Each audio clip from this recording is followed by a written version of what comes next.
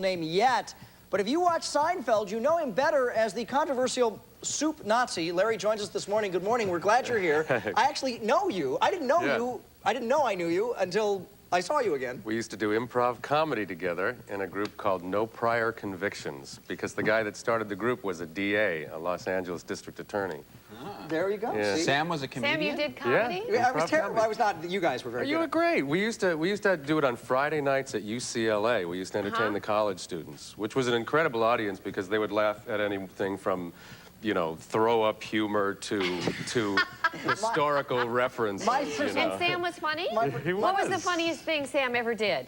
Think fast. Throw up humor. That was me. I did. Yes. Well, back to the biggest subject laugh at hand. doing Anyway, that. yes, back to the matter at hand. Larry now has graduated from playing the Kirchhoff Coffee House to Seinfeld. Look at this clip from the show, which you might remember. It generated a lot of attention. Here is Larry Thomas. You suffer for your soup. Yes, that is right. You demand perfection from yourself, from your soup. How can I tolerate any less from my customer?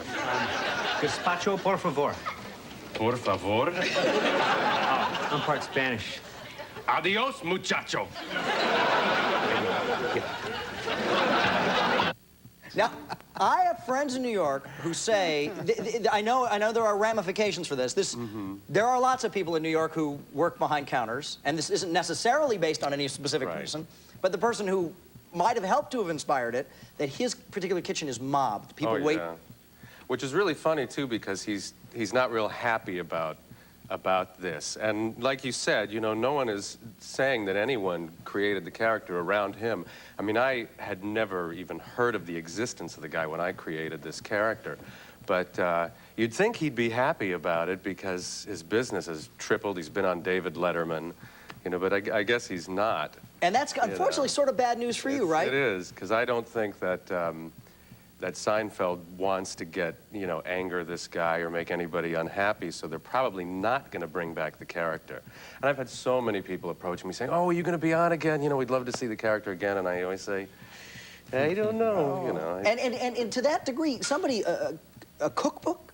Yep, I was approached by a publishing company that wanted to do a cookbook with me, you know, my picture on the cover and so forth. But the Castle Rock just said, no, we don't want to, you know, get involved in that. And actually, the guy in New York, he's doing a cookbook from what I hear. Oh, really? Which is great, because everybody says his soup is incredible. You know, it's supposed to be very good. But, yeah, it's been really interesting.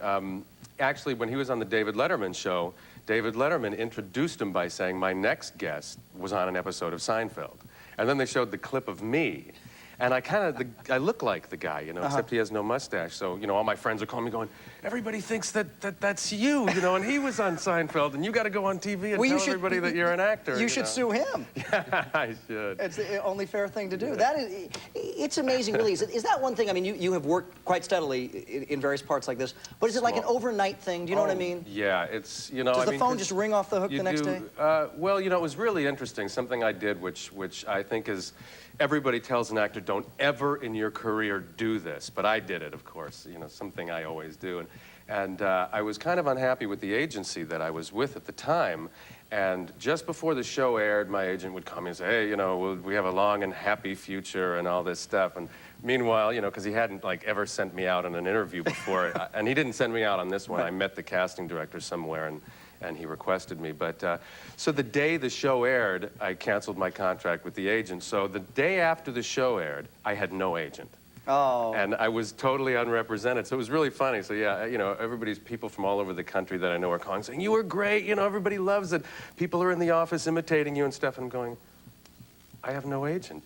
You know, what am I going to do? If you need to find Larry, call us here. And then I have a wonderful agent now. He's represented now. Yes. All right. And then we should let people know that Larry's actually going to be on the WB, no less.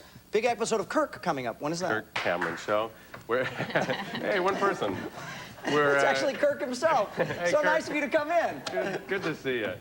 We're taping it Wednesday evening, so I don't know when it's going to air, but I'll let you know. Very good. We'll tell Larry. Good to see you. This is neat. People make good. Some. Thank you. Congratulations. We're back in 2 minutes with actress Michael Lerner. Some.